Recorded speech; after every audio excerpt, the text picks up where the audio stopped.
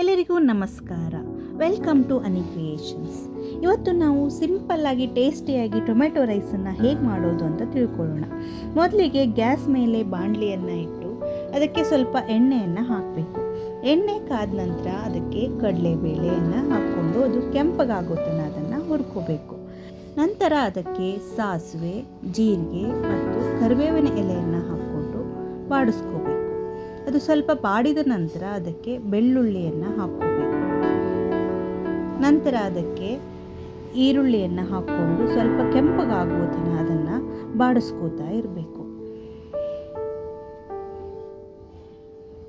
ಈಗ ಸ್ವಲ್ಪ ಈರುಳ್ಳಿ ಕೆಂಪಗಾಗಿದೆ. ಈಗ ಅದಕ್ಕೆ ಟೊಮೆಟೊ ಹಣ್ಣನ್ನು ಹಾಕ್ಕೊಂಡು ಅದಕ್ಕೆ ಸ್ವಲ್ಪ ಉಪ್ಪನ್ನು ಹಾಕ್ಕೊಂಡು ಅದು ಮೆತ್ತಗಾಗುವ ತನಕ ಅದನ್ನು ಬಾಡಿಸ್ಕೋತಾ ಇರಬೇಕು.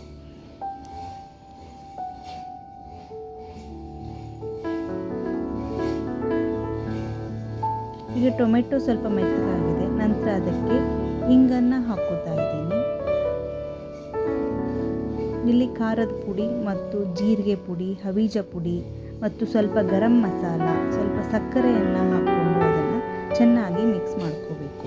ಇಲ್ಲಿ ಹವೀಜ ಪುಡಿ ಮತ್ತು ಜೀರಿಗೆ ಪುಡಿಯನ್ನು ಹಾಕೋ ಕ್ಲಿಪ್ಪು ಮಿಸ್ ಆಗಿದೆ. ಈಗ ಆ ಗೊಜ್ಜು, ಇದು ಟೊಮೆಟೊ ಗೊಜ್ಜು ಚೆನ್ನಾಗಿ ಎಣ್ಣೆ ಬಿಡೋ ತನಕ ಅದನ್ನು ಚೆನ್ನಾಗಿ ಬೇಯಿಸ್ಕೋಬೇಕು.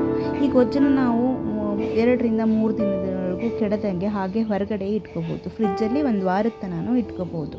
ಈಗ ಈ ಗೊಜ್ಜು ರೆಡಿ ಆದ ನಂತರ ಇದಕ್ಕೆ ಮಾಡಿಟ್ಕೊಂಡಿರುವಂತಹ ಪ್ಲೇನ್ ಅನ್ನವನ್ನು ಇದರಲ್ಲಿ ಹಾಕಿ ಚೆನ್ನಾಗಿ ಕಲಿಸ್ಕೋಬೇಕು. ಇದಕ್ಕೆ ಮೇಲ್ಗಡೆ ಕೊತ್ತಂಬರಿ ಸೊಪ್ಪು ಮತ್ತು ಹಸಿ ಕೊಬ್ಬರಿಯನ್ನು ಹಾಕಿ ಅದನ್ನು ಸರ್ವ್ ಮಾಡಿದರೆ ತುಂಬ ಚೆನ್ನಾಗಿರುತ್ತೆ ಟೇಸ್ಟು.